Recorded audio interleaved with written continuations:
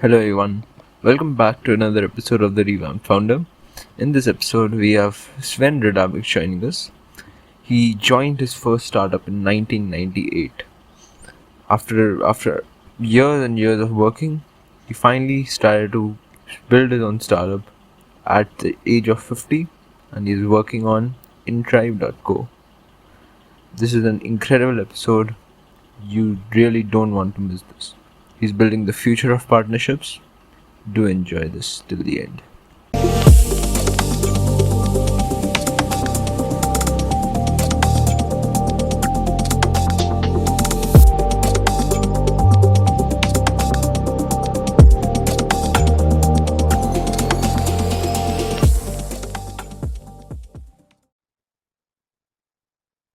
So, hey Sven, how are you? Very good, thanks, Advik. How are you? I'm doing well. What about you? How are you doing today? Like Doing well, last, doing well. It's lunchtime here. It's been a good morning. I've got a lot done, so looking forward to having a chat. yeah, me too. So before we get into the conversation, can you give a small introduction of yourself with what you are working on right now and a little bit about yourself? Sure. So I'm a first-time founder at 50. I have been involved though with startups since 1998. I joined an American computer security startup then, and that rode the crazy wave through the first tech boom and the first big tech crash. And from there, I kind of bounced around through a number of positions, mostly with startups. I went from sales engineer to salesperson to sales leader to Asia Pacific sort of sales and marketing leader. Took up some global roles and, really early employee, early executive, held a few advisory board roles and did a couple of turnarounds, a couple of stints in corporate innovation, helped some corporates buy and integrate startups into their businesses, but ultimately did just about everything in the startup industry except for A, found one of my own, or B, work at a VC firm. Finally got around to launching one of my own. So, And what yeah, I'm good. what I'm working on is Intribe. So I don't know if you can see it there. Yeah, It's on the t-shirt. So Intribe, the one-liner is Tinder for brand partnerships. interesting. So, why did you switch from normal jobs to starting in Tribe at 50? Well, I don't think, because I've been so early at most startups, I don't think any of them have been normal jobs. I did when I went back into some big corporates and helped with turnarounds and startup acquisition. That was, I guess, a normal job. And I can tell you, I can flip, I guess, the question around and tell you why I didn't stay. And that is that, some of the work was just soul crushing. We were integrating these startups and, forcing corporate policies on them. And you can see some of these startups that we'd acquired and the people that were there, you could really almost see the life drain out of their eyes.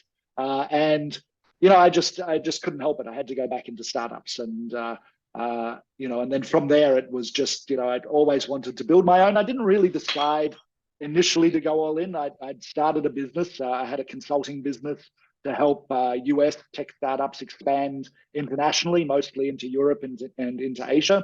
And in Tribe, I actually started building as a side hustle. I was really solving my own problem. I wasn't sure what I was going to do with it, but it got to a stage where the world was changing. You could see that the writing on the wall for pay-per-click advertising was there. When Google kills the third-party tracking cookie next year, the whole paid ads, MarTech industries are going to get a really massive shakeup. When I started really peeling back the layers of the onion and having a look into it deeper. And I could see already that a lot of smaller businesses and startups were struggling with their paid ads campaigns.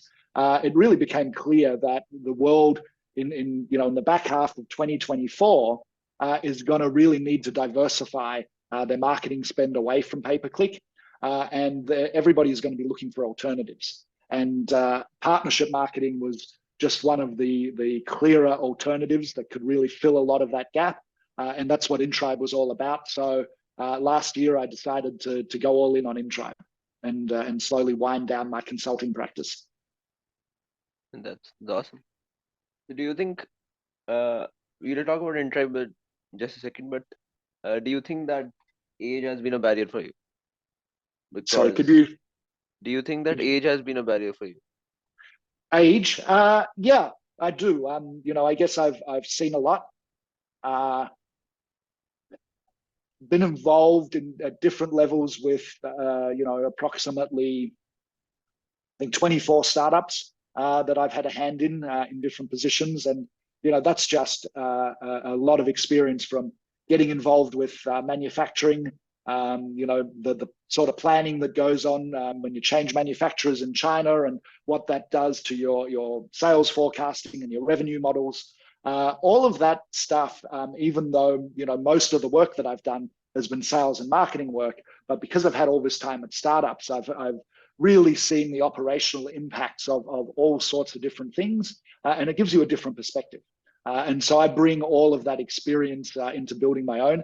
Doesn't mean that I'm not making any mistakes. I've already made plenty of mistakes with Intribe, but hopefully there are less dramatic mistakes, and there are less of them. But yeah, I think age and experience definitely makes quite a difference. Occasionally, somebody asks me if I have the energy for building a startup at 50, and I think that's ridiculous, because I've seen I've run marathons with 100-year-old people that are competing, and I know 18-year-olds that couldn't complete a 5K run. So I don't think it's age. I think it's what you do with what you have at any stage in life. Yeah, that's a good point. Age, you can't justify something just based upon age. I don't consider 50 to be old, actually. Well, it's not everybody starts a podcast at 14. Yeah. Some people at 25 or at 30 are too scared to start a podcast, or they'd like to and they're not scared, they're too lazy. Whatever it is, people are just people, and people can be, I think, successful at 14. People can be successful at 25. People can be successful at 50. There's been some research that the most successful first-time founders, I think the average age is 42. So I think experience does have something, to add to the story for the thousands or tens of thousands of founders. At the same time, Mark Zuckerberg started Facebook while he was at university. So, I think we're all different. There's no right way or wrong way. There's just how we do it. Yep, for sure. So let's talk about Intribe a little bit. So explain what Intribe does, like you would do to a teenager. So really, to start off with, the one-liner is Tinder for brand partnerships. And that really highlights, that we're we're a discovery and connection tool. The better explanation is that we are a niche-focused version of LinkedIn, if you like. So, without all of the recruiter spam and everything else that goes on LinkedIn, Intribe is really a business platform about connecting brands to brands. And it has the feature set that brands can find each other by categories that are important to partnerships. So, LinkedIn doesn't have things like a place for a company to specify what types of partnerships they're interested in. Whereas on Intribe, you can specifically search for, brands in California that are looking for event partnerships, or, brands in Singapore. Show me all the brands in Singapore that target health and wellness, that are looking for doing content partnerships. And so those are the things that Intribe allow the brands on there to do very easily. But I think probably for some listeners, the big question is, what is a brand partnership? And, we should probably start there a little bit. And it's funny, it's something that not a lot of people have talked about traditionally, but corporates have been doing for more than 100 years. And you can see it everywhere. But unless you're doing, an MBA and really study strategic marketing partnerships, most people aren't really that aware of it. But you can see it everywhere. So, if you go into a Starbucks and you see the free Wi-Fi there, Starbucks isn't paying for the Wi-Fi. The ISP is providing that Wi-Fi to Starbucks for free in exchange for getting the email addresses of the Starbucks demographic. So if you've ever used the free Wi-Fi in a startup, in a Starbucks, you've got to provide them your email address, right? Yeah. And so that's a way for these ISPs to get free email addresses. You can see it also, in the Spotify partnership that Starbucks has. They get the music there. Spotify gets to promote themselves there. Again, it's a really big part of corporate go-to-markets. Airline loyalty programs are massive partnership campaigns between the airlines, the rental car companies, the hotels, even cause marketing. They have a cause marketing aspect where you can offset your carbon emissions. That's really a giant partnership program, and so they're really everywhere that human beings go, and you can see sponsorship type arrangements with sports and everything else. But for SMEs, for smaller businesses or mid-sized businesses, and for startups, these partnership campaigns are even more important and they're even more powerful. The ROI is particularly high for smaller businesses, but they don't have the networks and they don't know where to start. So intribe is a platform where they can build those networks and find the right brands to partner with very, very easily. That was an incredible explanation. Thank you. I actually did not know about the Starbucks and the internet provider. That was interesting. Most people don't, and we just do these things because they're so common, and we don't stop to think about them specifically. And so, but they are everywhere. And that sounds complicated for a smaller business, but a partnership between two businesses. I could bump into you in a coffee shop somewhere. We could get chatting, and we could suddenly discover that we both have businesses. And we both target the same audience, or we're both chasing the same target market, and we both have a similar size email address. Email list, and I could then email my list about your business with an offer, and you could email your list about my business with an offer, and the cost for that is a couple of hours' work. Right, the cost to send the emails is close to zero. It doesn't need a lot of fancy design work, and you can do it, from one day to the next. And this is the beauty of partnerships. They can be very simple, or they can be long-term. So if you have a look at Red Bull and GoPro, they're very famous partnerships. They had a guy base jump from outer space, but they didn't start that way. They started smaller, and then over time they got to know each other. It was a little bit like dating and leading towards a marriage. And ultimately now they actually own shares in each other. So GoPro and Red Bull are very much married. And it spans that whole range. What is the ideal brand partnership that you guys get on intribe? It really depends on the brands that are doing it and what industry they're in. So for intribe right now, for ourselves, we use a lot of brand partnerships or co-marketing. We do a lot of co-marketing activities. And at the moment, what I'm doing as regularly as possible is webinars with other brands. So the first one we did was a webinar with a brand called SocialBee. So they're a large social media management platform out of Europe. And so we co-hosted a webinar, and we talked about how to use brand partnerships to increase your social media reach or to increase your social media engagement. So we found a common topic because they're focused on social media and intribe is focused on the partnerships. And so we combined the topics. And the outcome for that, the amount of work required was a couple of phone calls to discuss the webinar ahead of the webinar. One was maybe a 30-minute phone call followed up by a 20-minute phone call to test and make sure that we're in sync. We both worked on the slide deck that we put together, so Google Slides. So there might have been 14 or 15 slides. I used the SocialBee template, so we didn't need to recreate it from scratch. But because two brands were working on it, it came together very quickly. It was probably only an hour and a half to 2 hours of work for me to put the slides together.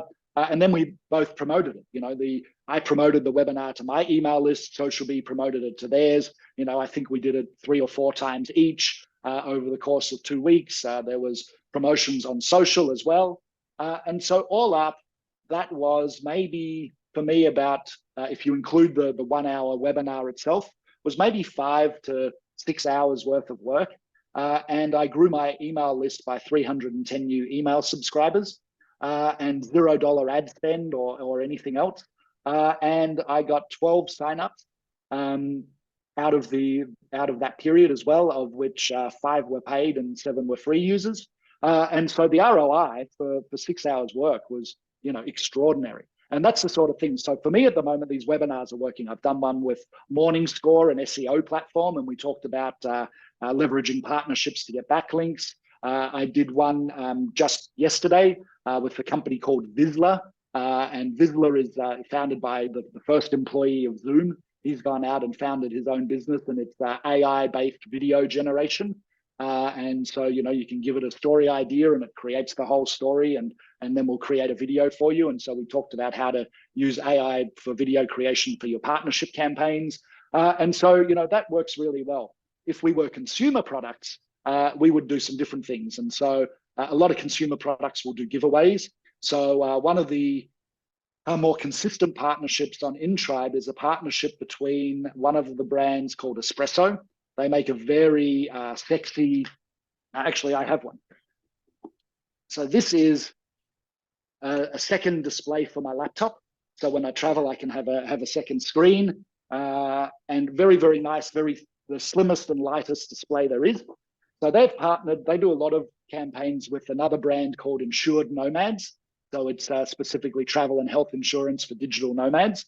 So obviously they've got a similar target market, the Espresso displays targets people that move around and insured nomads. So, they've done things like online giveaways of the Espresso display. When Insured Nomads goes to a big trade show, insurance often has really big trade shows. They will have the Espresso displays on the stand. So, Espresso is getting a lot of free awareness out of it. And then Insured Nomads will, people that come by the booth will drop in a business card into like a fishbowl or something on the chance that they will win a free Espresso display during the trade show. And so Insured Nomads gets business cards, Espresso Display gets the same people. There's a lot of free publicity for both brands, and they tweet about it and, do social promotion that Insured Nomads is at the trade show and Espresso Display can be won there.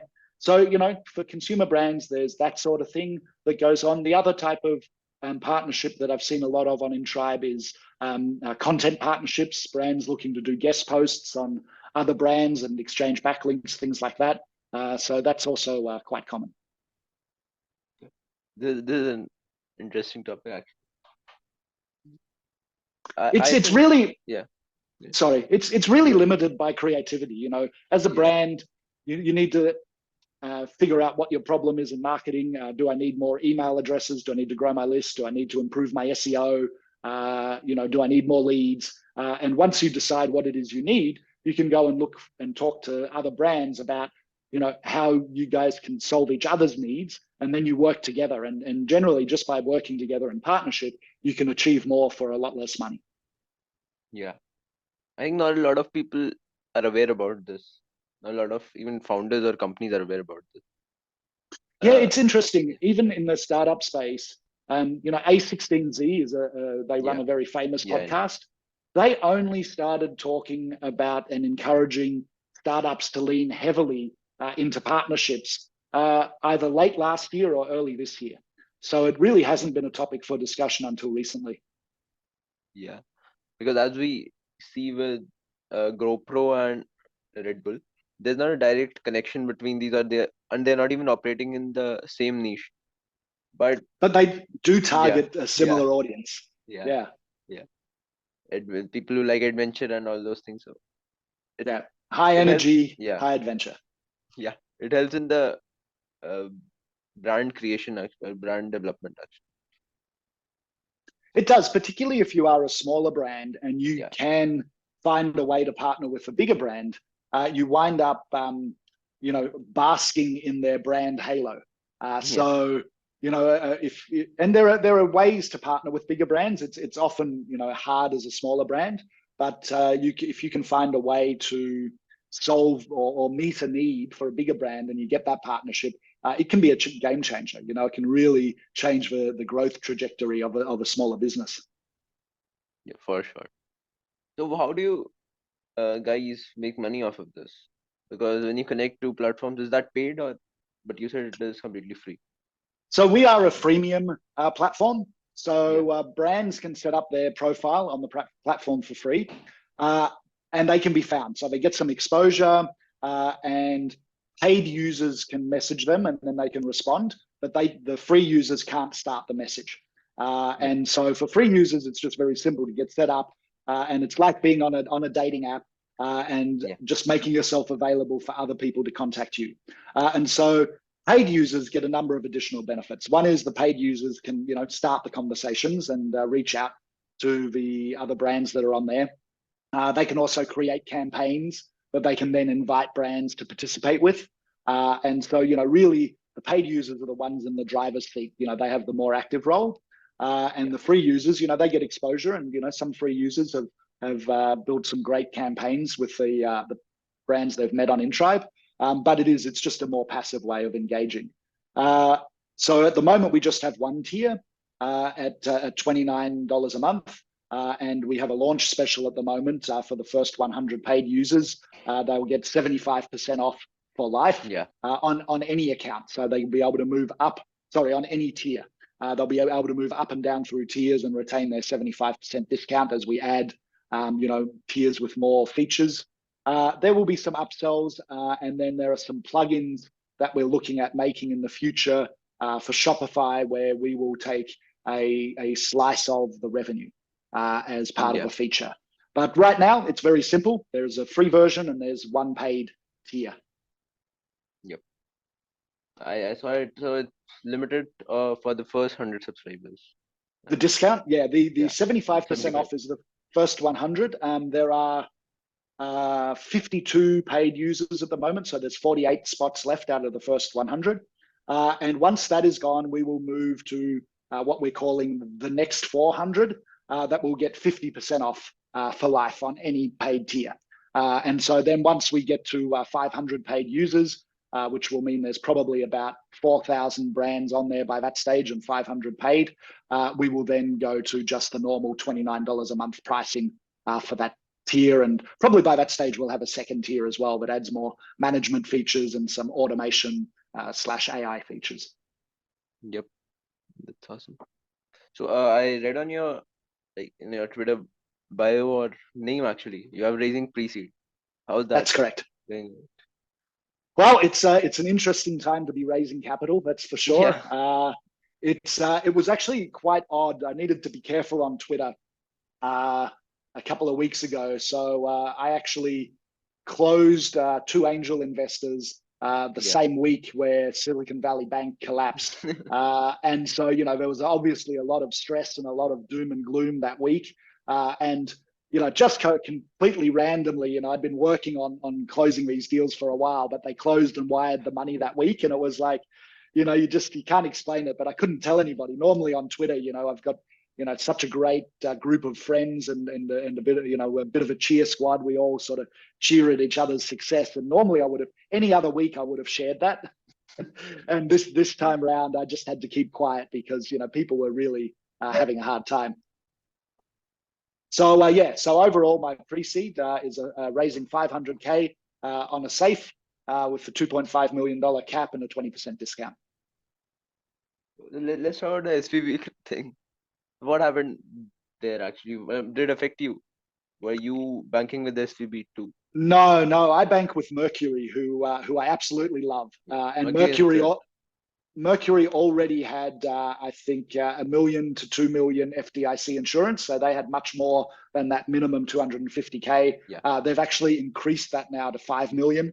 Mercury, I've always found very proactive. So I wasn't directly affected with Silicon Valley Bank, but I was affected because the whole industry was affected. And what happened was I had investor meetings for the following week that got cancelled or postponed. Some of my investors, in fact, one of my earliest investors, they were banking with SVB So they needed to figure out, what was affecting them. Also, these investors invested in other startups that had their money at SVB. So, that whole week, apart from the fact that I got a little lucky, it was actually a very stressful and a messy week. And, the industry has bounced back. It's shown some resilience, which makes me feel positive. But yeah, it definitely affected, I think, almost everybody in the industry was affected somehow, because if it wasn't you directly, it was your investors or your future investors or, your friends in the industry, or a brand you've partnered with. Actually one of my, Intribe's partners was affected. And so, we had a partnership campaign that we were working on. And of course, everything stopped until they figured out if they could make payroll. Yep. So, do you think that it is difficult raising pre-seed? Because from what I have heard and I have read, pre-seed is almost near to impossible because people don't necessarily invest in companies which haven't shown a lot of results or Look, it's always challenging. I mean, look, fundraising for most people, unless you are a Stanford student or a Stanford grad with all the connections and everything else, fundraising is hard at the best of times for most people, and particularly for first-time founders. I've been part of teams that have raised capital in the past from seed through to Series B. And now I'm a first-time founder raising capital, and it's definitely a lot harder when you do it for yourself. But pre-seed is still doing okay. Early stage is not as affected as later stage raises. So companies or startups raising, their Series A or Series B are having a hard time if their valuations were so high from their seed days. So anybody that raised at a crazy high valuation, 2 years ago, and has to raise now is either faced with a down round or some other challenges. Pre-seed is supposedly still going to be okay for a while, and there's still money floating around, and we are still raising, and people are still investing in us. So it's not impossible, but it's definitely just a little more complicated than it was maybe a year or two ago. Yep. So people are still investing in pre-seed companies. There are, maybe they are less, or they're doing more due diligence, or they're asking tougher questions, or their valuations are a little bit lower than they were a while ago. It's changed. It's definitely also changed for pre-seed, but it's not impossible, and there are still people investing. Yep, that's awesome. So apart from that, what are you working on? Like apart from raising pre-seed, because that does take a lot of your time. I can see that. It definitely takes a lot of time. I'm really focused on 3 areas right now: raising the pre-seed, getting more brands onto the platform. Intribe will build its moat through network effects, and the more brands we have, the stronger they will be. And the third thing that I'm trying to do every day is talk to our users and get user feedback. I watch session replays. Half of my Saturdays now is just watching session replays and seeing how people use the platform and if they're having challenges or issues. And I'm doing a lot of things that don't scale. And if I see a brand on the platform that's not finding a partner, I will go out and see if I can find some partners. I'll do cold outreach or have a look in my networks outside of Intribe to see if I can encourage some brands to join the platform so that this lonely brand will find partners. So there's a lot of that sort of thing that I'm doing, but really it all comes down to getting more brands on the platform and making the platform easier to use in the ways that the users want to use it. That's the best way, I think, for your brand. I think these factors are like the pillars of the whole company. Yeah, it's sometimes we overcomplicate things, and I think as founders, it's really important to take a step back and understand what are the most important things. And for me, that really is as a CEO, the number one job is don't run out of money. So the raising is very, very important. But then I now need to particularly once the raise is closed and I have the money, we need to spend that money in a way that we get all the right metrics and all the right signs of traction so that we can raise the next round. When you decide to move away from bootstrapping and you decide to raise capital, it's almost always more than one round. So you need to make sure that you're doing all the things to get to the next round and be in a position to raise that next round. So what would you, because there are a lot of founders at the moment who are leaning in towards pre-seed funding. What advice would you give to them in order to raise a pre-seed fund without facing a lot of Look, barriers? I don't have a lot of advice. There is one thing that I would do differently myself when I started raising the pre-seed. Mine has taken much longer than it should. And what I didn't realize is when you decide to raise, get all of your ducks in a row, make sure you have everything as prepared as you can be. And then 100%, your number one priority has to be getting to finish the raise. Go get the money, and then you can come back and then you can plan out how you're going to spend it, and you can focus on all the other things that there are. And so, now that I've realized that in, this really hard time to raise, 90% of my day is now focused on raising. If I would have realized that at the start, I would have spent 95% of my day when I started raising. I would have spent it raising and just to get to the end as quickly as possible. But I really started off spending maybe 30 or 40% of my day raising. And I think that's a mistake. I think when you decide to raise capital, then, from the moment you start, it's really, you want to get to the end as quickly as possible, and you want to get that money in the bank and then move on from that. Because very soon you'll be preparing for the next raise. That's really the only advice. The other piece of advice I think that I would have is there really is no right way and wrong way to raise. You can definitely make mistakes, but that doesn't necessarily mean they're wrong. They're part of the learning, and as long as you just keep moving. But there are people that love intribe and see a massive investment opportunity. There are people that can't see any opportunity in what I'm building or the need for it. There are plenty of people that see the opportunity, but they have something else going on in their lives, and they're just not available. And so it really is a numbers game. There might be a whole bunch of VCs or funds that would invest in a brand or a new startup, but just not now. Not when I'm doing the asking or you're doing the asking, because they're focused elsewhere. And so when people talk about speaking to 100 investors to close their round, or 200 investors, that's actually very real. And maybe even if most of them want to invest in you, for lots of reasons they can't. And so you just need to churn through them. Be targeted, try and select, don't, in my case, for example, I'm not targeting investors that are focused on biotech, because that would be a waste of their time and my time. So you definitely need to filter it down, but once you have your list, you just got to go. So they're the only two bits of advice. Yep.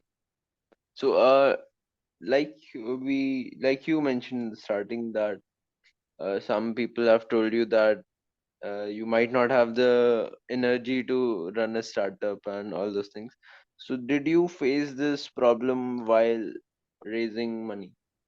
Did investors tell you something like this? That Look, nobody has said that to me as an investor. Not one.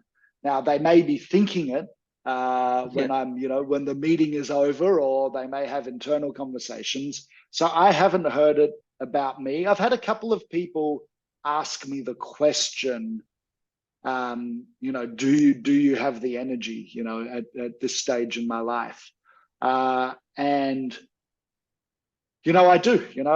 It's very clear that I'm out there. I do a lot of rock climbing. I'm out there when I can. I go mountaineering, and this is something that's high energy. The high risk part times. It's just part of who I am, and that usually changes the conversation when I talk about how I live my whole life. And I think once people get to know me and they see the things that I do, and particularly with the investors, I try and give regular updates and share the activity. People can see that I'm a high energy person in general. So, I don't think it's causing too many problems, but it might do. And I know it has for some other older founders that I have met. And so I think people get discriminated against in lots of ways in all facets of life, obviously. But when raising capital, you can be discriminated against because you're too young. You can be discriminated against because you're too old. Certainly, women are getting a much smaller percentage of investment than they should be. Just statistically, clearly, there's some discrimination going on. In the US, the figures that I've seen about people of color that are women, I mean, they have the raising the smallest share of the pie. And so, is somebody discriminating against me because of my age? Yeah, probably. That's probably just how the world is. And on the other hand, I'm a white male, and because of that, in some circles, I'm discriminated against less. So it is what it is. And, just if somebody really does believe or is uncomfortable because of my age, well, I don't want them on my cap table. My dream is to have excuse the language, but I'd really love to have a capitalization table without any assholes. I want to build something with a bunch of really good people. That's my dream. Yeah. Ageism is actually a very big problem. I face it too because, uh, like you mentioned, not a lot of people start a podcast at 14, so you just have to deal with it. You can't do anything about it. The beautiful thing for you is, you're starting so young, and by the time you get to 19, 20, 22, or by the time you get to 24, and if you're still podcasting, you're going to have a decade's worth of experience when other people are just getting started. So, it's amazing. It might be tough for you now sometimes, but I think in the medium term, you're only going to win by it. Yep, in the long run, it's actually very good. So I guess that's all I have. I mean, we could talk a lot about other things too, but you have to go right now, so we'll end it at that. So in the end, Yeah. last question would be, you have a lot of experience. So what uh would advice would you give to the Sven who are just starting out on his journey? Wow. Yeah, probably the number one piece of advice that I would give, it's probably something I alluded to before that there really is no right way and wrong way. All industries, including the startup industry, go through trends. And if you can jump on a trend, definitely that can make it easier.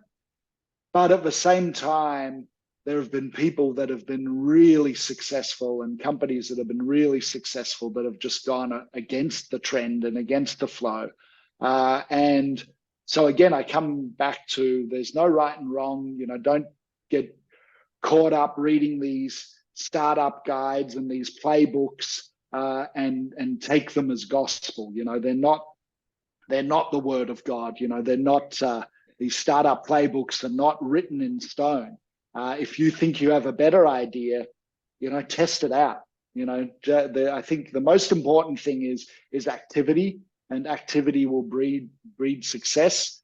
And obviously, if you can be active and aware and learn lessons quickly, you can change courses. But just because everybody is building startups a certain way doesn't mean that's the only way.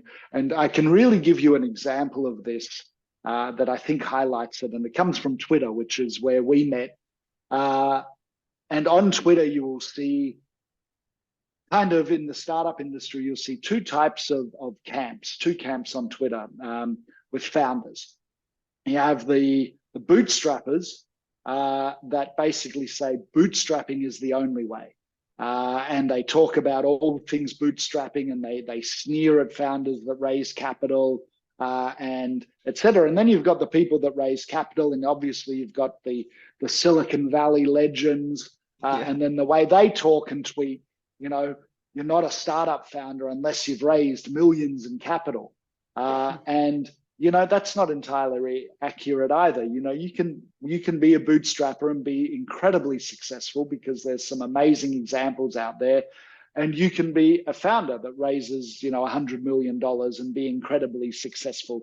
Or you could be a founder that raises $100 million and it completely blows up in your face and it's a disaster as well. You can be a bootstrapper and find yourself out of a job and no revenue and really tough. So, these absolutes that some people have about this is how you have to do it. My advice would be, there's only how you do it. And if you're successful, nobody really cares how you got there, unless you maybe murdered some people along the way or something like that to get successful. But in general terms, going your own way can often be a really valid way of doing things.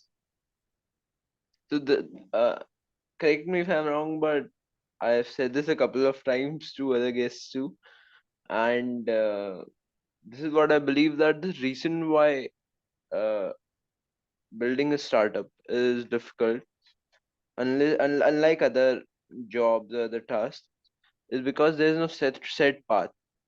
You have to figure out what you have to do, and what worked for someone else might not work for you. So this is the reason why people consider marketing hard, because in marketing also there's not a set path which you can follow, or which worked for someone else will surely work for you.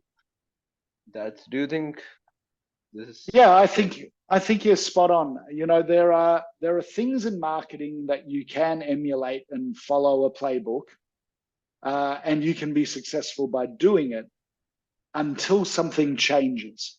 And the fact is things change all the time.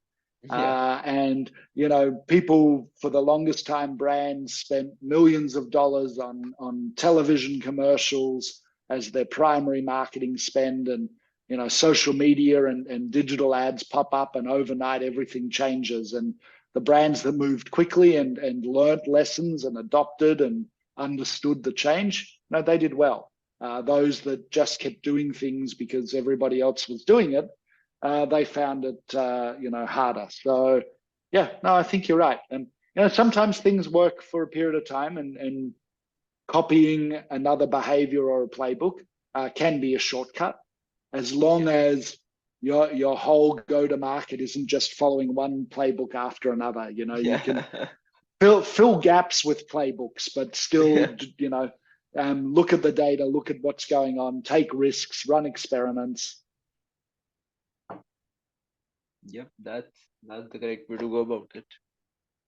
So that's all I have. Anything you'd like to add? No, look, just thank you very much for reaching out and having me on, and spending time on this. What is it? This Thursday late morning or Thursday morning together. And I wish you all the best.